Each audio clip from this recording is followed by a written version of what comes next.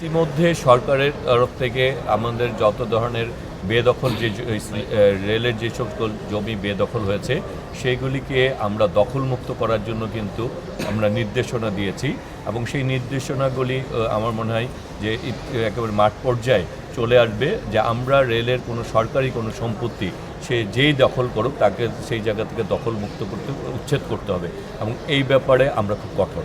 আপনি নিশ্চয়ই আসছেন, সিলেটে ট্রেনে আসছেন, দেখছেন ট্রেনের সার্বিক ব্যবস্থাপনাটা। একই দেশে দুইটা অঞ্চল, বিশেষ করে আমরা যদি রাজশাহী বা রংপুর অঞ্চলের কথা বলি, তার প্রেক্ষাপটে যদি সিলেটের ভারসাম্যটা তুলে ধরি দেখবেন ডে নাইট তফাৎ।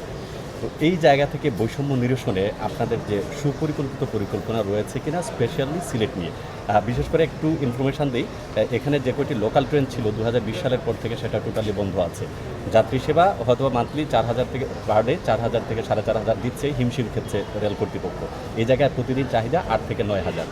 এই জায়গায় আসলে কতদিনের মধ্যে সুনির্দিষ্ট পরিকল্পনা আছে কিনা এটা উন্নীত করবে? জি, দেখুন, আমাদের প্রথমে বলছি যে আমাদের লোকোমোটিভের সংকট রয়েছে।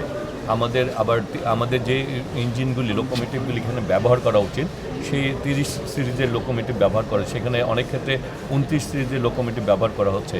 আবার যেখানে আমাদের দেখা যাচ্ছে যে আমার 30 বা 35টা লোকোমোটিভ দরকার, অনেক ক্ষেত্রে দেখা যাচ্ছে যে আমি 14টা বা 15টা ভালো পর্যায়ে রয়েছে, বাকিগুলি অনেকটা রিপেয়ারিং করে বা মেরামত করেই কাজগুলি চালানো হচ্ছে। মানে আমরা আসলে যে কাজগুলি আমাদের সমস্যা রয়েছে, কিন্তু আমাদের কথা হচ্ছে যে আমরা শুধু সমস্যা নিয়ে বসে থাকার রাজি, আমরা সমস্যার সমাধান করতে চাই। তারপরেও আমাদের যতটুকু এই পর্যায়ে বর্তমান পর্যায়ে রয়েছে সেই জায়গায় যাতে দায়িত্বের কোনো ঘাটতি না থাকে।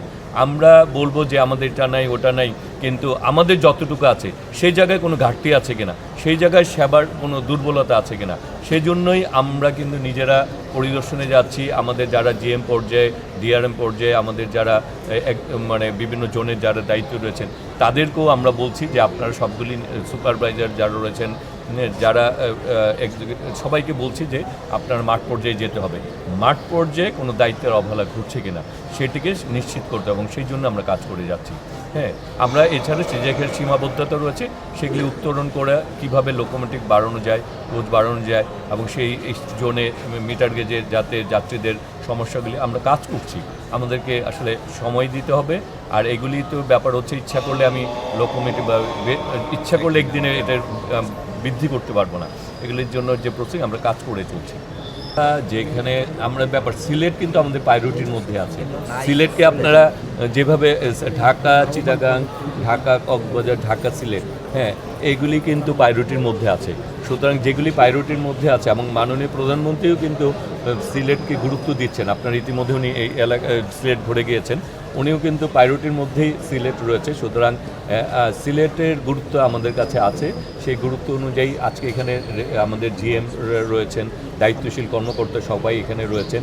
সুতরাং আমার মনে হয় যে যেখানে ঈদের সময় যে সাপোর্টটা দরকার, এক্সট্রা কোচ বা এক্সট্রা লোকোমোটিভ, ওই সাপোর্টটা দেওয়ার জন্য আমরা ইতিমধ্যে নির্দেশনা দিয়েছি। পারবো এরকম কথা দিচ্ছি না।